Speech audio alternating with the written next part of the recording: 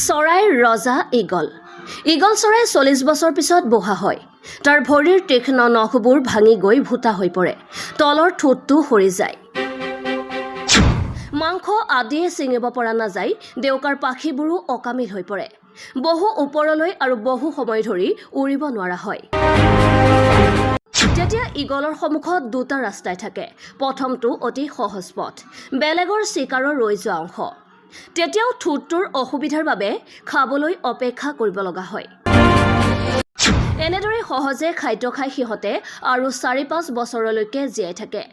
কিন্তু ঈগলে সেই দ্বিতীয় ৰাস্তাটো বাছি লয়, যিটো ভাবিবলৈ অতি কঠিন। দ্বিতীয় ৰাস্তা মানে 100 দিনৰ কঠোৰ পন্থা গ্ৰহণ কৰে।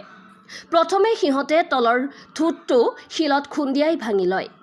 তেতিয়া এমাহৰ পৰা 40 দিনৰ ভিতৰত গজি উঠে একদম চোকা নতুনকৈ ঠোঁট ভঙাৰ পৰা গজালৈকে সিহঁতে পানীৰ বাহিৰে একোৱেই নাখায়।